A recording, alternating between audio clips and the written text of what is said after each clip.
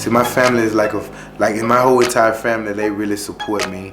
My mom, my aunties, my uncles, my cousins, my brothers, my sisters.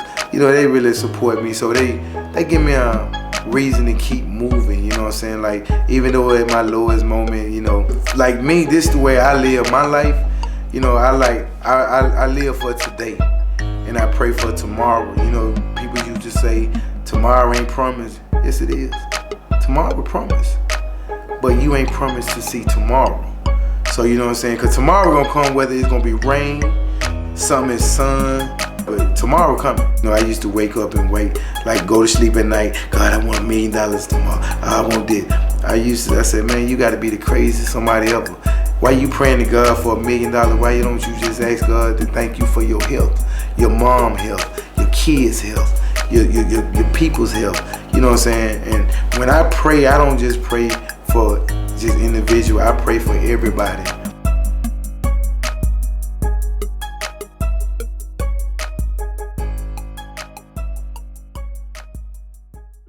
Well, you know, my experience in Crawford, you know what I'm saying, of growing up, you know, it ain't just, you know, we got a small population, and, you know, it ain't just big like other cities. So, you know what I'm saying, it's kind of difficult for, you know, for you to believe in things when you from a little small town like this.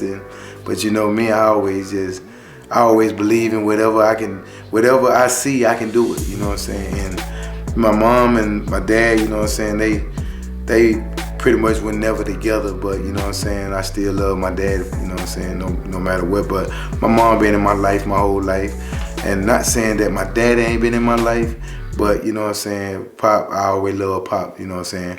You know, the time I see Pops, I'm excited, you know what I'm saying, there go Daddy, you know. But, you know, my brother, we ain't just had it so good like others, you know what I'm saying. I think I got my first pair of Nikes when I was in the 10th grade. I joined the basketball team. You know, they was giving away Nikes, and I'm like, hey, I'm gonna join the basketball team. I'm gonna get me a pair of Nikes. So basically, you know what I'm saying, and Crawford, you know, it ain't just, Crawford, you know, you had to build yourself to believe in something because it's so small and you don't see a lot of activity goes on, because I think it ain't no McDonald's, no nothing, you know what I'm saying? So really, you don't really see a lot in Crawford. You just gotta believe, and you know what I'm saying? I used to walk around and tell my mama, I said, Mama, I'm gonna make BET. And she was like, how you gonna make BET? We ain't nobody gonna see us. I said, true, they ain't gonna see us. I'm gonna see them.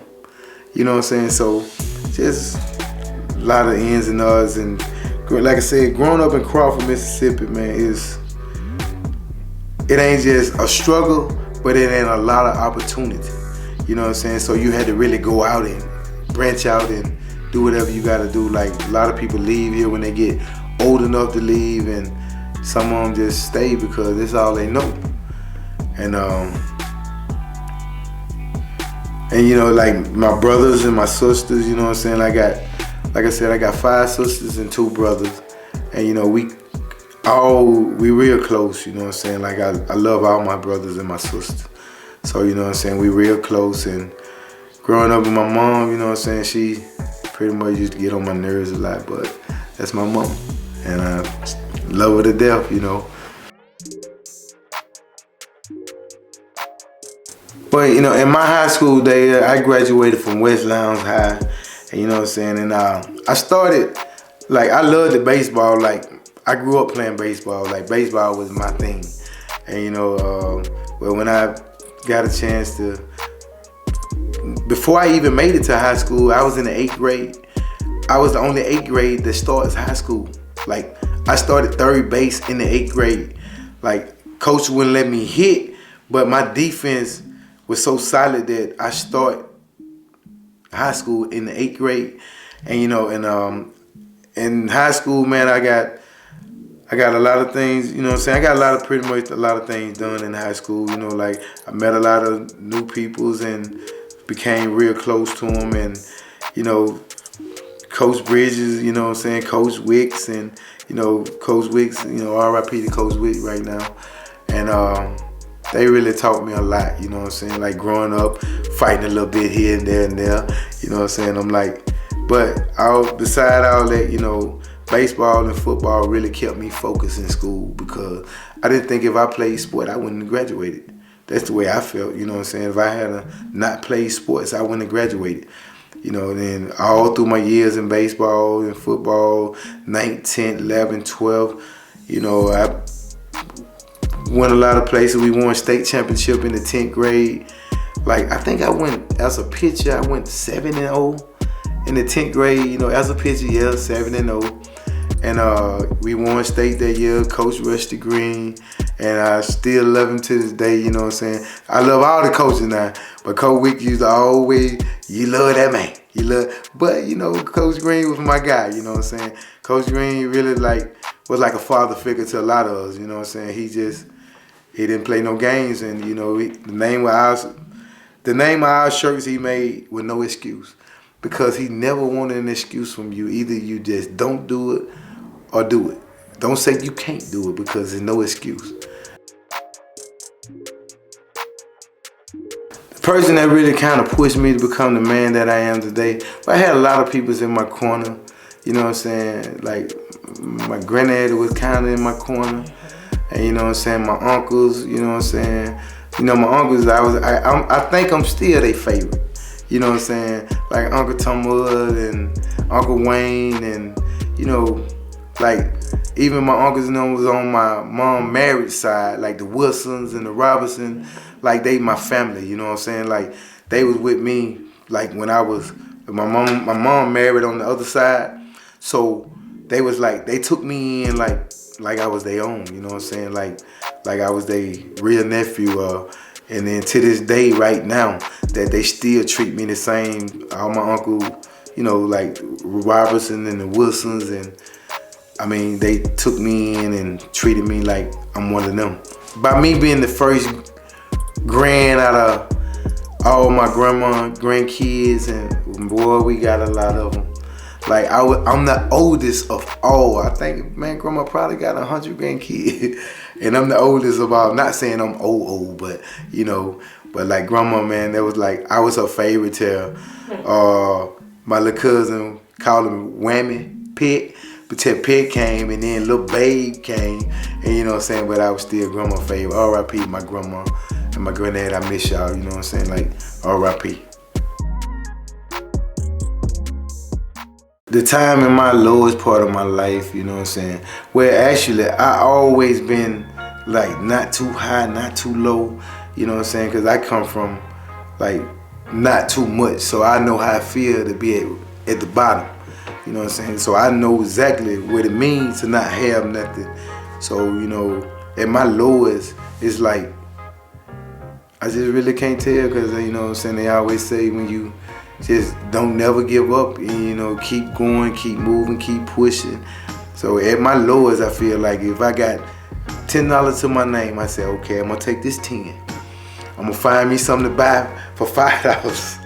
And I'm gonna take this $5 and make 20 more. So I guess, you know, at my lowest, I always just try to have a great spirit to lift me up, and not make me feel like I'm at the lowest, or put evil things on my mind to be at the lowest. Because you know, when you at your lowest, you do all kind of things that you may regret, or you may not see to regret. So you know what I'm saying, I just always stay focused, and you know, at my lowest, I just try to still maintain. Who inspired me to do music, man?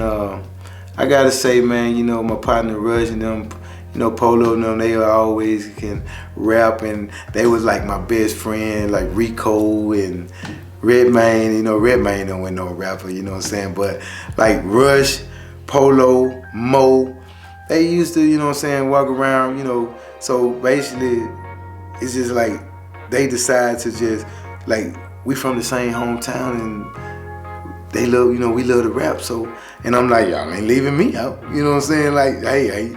So by them being my best partners, man, you know, they really like influenced me to just say, man, you can do it, you know. And you know, even though me and Cadillac became a duo, basically Cadillac was used to be the photographer.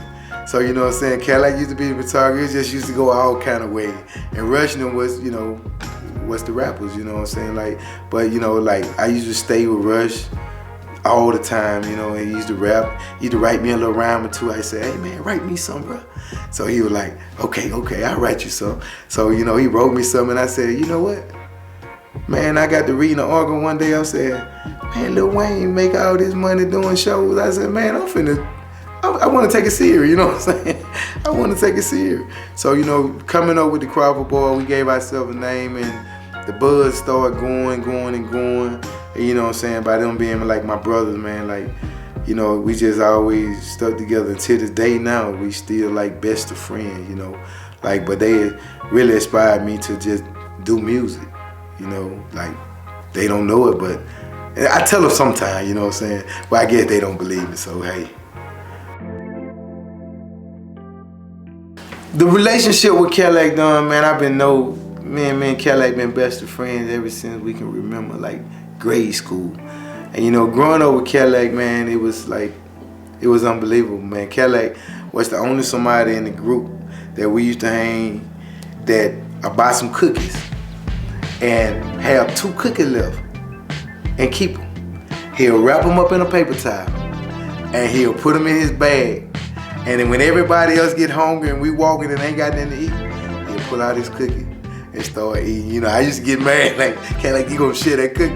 I told y'all to learn how to say it, you know what I'm saying? So basically, you know, growing up with Cadillac, man, it's just like, man, I got so many great memories with Cadillac, man. I think one time I got mad at Cadillac. One time we had a boxing ring at the gym out there called the community center. So with me and Cadillac, I decided to just box with Cadillac. So I called him Donald then, you know. So I decided to box with him. And you know, he left-handed and I'm right.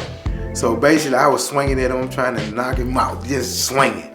So basically, you know, Cadillac was just sitting back timing me. And all the time, I ain't know he was just timing me. He was like, okay, I'm gonna wait till you make this one mistake. I mean, Cadillac threw back, and when he hit me, man, I'm talking about, I saw stars. I'm like, Cadillac, man, you trying to hurt me. So, you know, we in a boxing ring. I just ran to him like, man, you just embarrassed me. But growing up with Cadillac, man, and the memories that I have for Cadillac, man, it's awesome, man. We went to grade school together. We went to high school together. I mean, we rode around on the weekend. Me, Cadillac, Tyrese, Rico, who's one of my best friends, and John Lee. You know what I'm saying? We used all, like, every weekend we used to save up a little money. You know what I'm saying? Ride out. And my funniest moment with Cadillac, like, when we used to ride back, it used to be real cold. Like, I mean, probably about 15 degrees outside. We all rode the window down. We call it playing freeze out. So, you know what I'm saying? And Cadillac, you know, he had a little thin jacket, so Cadillac had a little thin jacket, so we knew it was time. So basically, outside that right there, just hanging out, we got a chance to finish high school together. He went to Valley State. I went to Scooper for 2 years playing ball, and he was already at Valley. So I went down back to Valley with Cadillac, and we still just out. Me and Cadillac, we just always been together, you know what I'm saying? Like, always. And like, my kind of like, you know, when I was on the road with Cadillac, Cadillac said one time that I never forget. He said, he looked at me, he looked at Big Fruit. He said, J-Man, I think we hungry. I said, Cadillac, how you gonna think for me? How you gonna tell me I'm hungry? I didn't know you're hungry. I think we hungry. But you know, Cadillac say some of the oddest stuff, man. You know, you could tell in his words that he tried to be so creative. But you know what I'm saying, Cadillac Don was, I don't think we never got to fussing. I don't think we never got to no kind of want to fight. And all beside that, man, Cadillac, you know, he always been there. And you know, we both got a chance to see a little professional side of the baseball. And we both got a chance to play college ball, you know, with college ball, then to see another side of a baseball level. And you know, my biggest experience with Cadillac, you know, Cadillac was like working at Nissan plant, and me and Big Fruit, you know, after the Crawford boys taught me a lot how to like rush, polo, you know, mow, taught me a little bit about the game and rapping. So everything had slowed down with the Crawford boys, and like we still best of friends, you know, we were still best of friends then. And so me and Cadillac had hooked up with a guy named Big Fruit. You know what I'm saying? Big Fruit, you know, he was a beat maker, and I'm like, okay, you know me, I wasn't the best rapper, but I go find talent, you know. I go find me some talent. So Cadillac introduced me to Fruit. So back and forth with Cadillac working at Nissan playing, and I'm just like, I was working somewhere, I just can't think of where I was working at, but I was just like, you know what, I'm done. I'm finna do music. I'm finna go all in that. So you know what I'm saying, that's how I was going all in them with it. You know, the lean with it, rock with it, shake your laugh and tap it. All that had came in the play. So me, I'm a thinker now, you know what I'm saying? Really, I'm not the best rapper nor the best singer, but I'm a thinker. So as I was listening to this and I was seeing how the world was going crazy over Soulja Boy, well, before the Soulja Boy thing, where the world was going crazy over Shake Your Laugh and Tap It or Lean With It. LMIYT. So I'm like, that's what's in right now. That's what the world want to hear. So I called Big Fruit up. As you know, we became best of friends then. I called Big Fruit up. I said, Fruit, man, you know, you coming to the studio tonight? And he was like, yeah, I'll be over there, but it'll be late on when I make it about 2 something. So I said 2 o'clock, I'm gonna stay up, man, cause you know, right now I'm on fire. I feel like I'm on to something. I got a little buzz going, you know, would meet me in the back. You know, the Crawford boys already had a little buzz with them. So you know what I'm saying? I'm like, man, I feel like a rapper now. You know, so I'm like, hit Big Fruit up. He came to the studio, it was late. I said, Fruit, man, we need, you know what we need? He said, what? I said, we need a snap beat. You know what I'm saying? He like, man, I ain't making no snap beat. I ain't that kind of beat maker. I said, well, that's what's in right now, Fruit. I'm just being honest, that's what it is. Man, I ain't making no snap beat. I'm a gangster beat maker. I said, well, okay then. Make a gangster snap beat then. So you know what I'm saying? I'm just saying. So he was just like, okay, you know. So 2 something coming around to 3, I was like, I had fell asleep on the couch. So Fruit woke me up. He said, J-Money. I said, what's up? He said, I got one. I said, what you mean you got one? He said, get up, you wanna listen to this. So remember, he just had made the beat. So we ain't had no hook to it, no nothing. And remember now, before then, like before I called Fruit in, I mean, we was already in the street. We had a CD called Flood the Block. So we had a CD that we was all on from, you know, all Dean Town, and Fruit was dealing with all of them, and Lil Kel, just a lot more, you know what I'm saying? And so Fruit let me hear that beat. So we're gonna get back to the beat. Fruit let me hear that beat. I said, beep, beep, beep, beep, beep. Inside. So we ain't remember now, I'm just singing the song because that's what we made to it. But when that beat dropped in, I looked at Fruit. I said, Fruit, we got one. Fruit mixed the song down and you know, put it on the CD by itself. So as we going around selling CDs, you know, Cadillac was like, had this old Cadillac, old Fleetwood, like a 94, 95. So basically, he went around, well, we all ran around and we had this peanut butter and jelly playing. Remember now, we didn't have it out on the CD or the Flood Block. We didn't have it out. So basically, you know, we had it playing, and guys were like, when we were selling CD, he said, hey, yo, bro, is that on that CD? And I'm like, nah. He said, I tell you what, you put that song on that CD, I'm gonna give you my number and I'll buy 10 copies. And that's when we knew we had a hit. Yeah, we moved to Atlanta, and that's when we know we had a hit.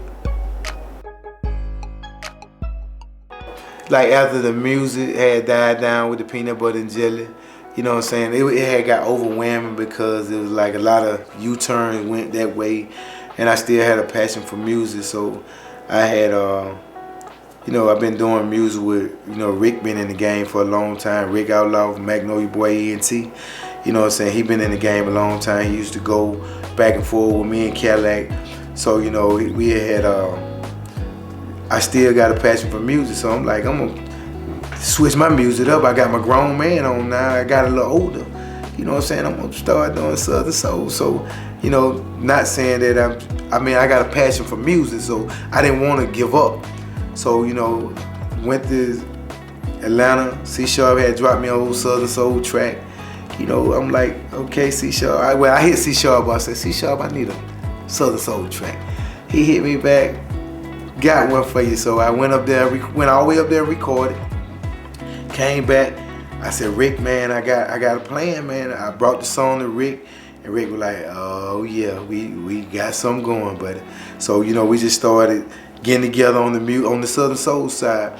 Then ended up meeting Miss Carol Stater, you know what I'm saying, Miss Nookie Pie, this young buck, and like we just came a family, Magnolia Boy ENT, and now I'm doing, it ain't J Money no more, man. It's Mr. Rogers, you hear me? Mr. Rogers.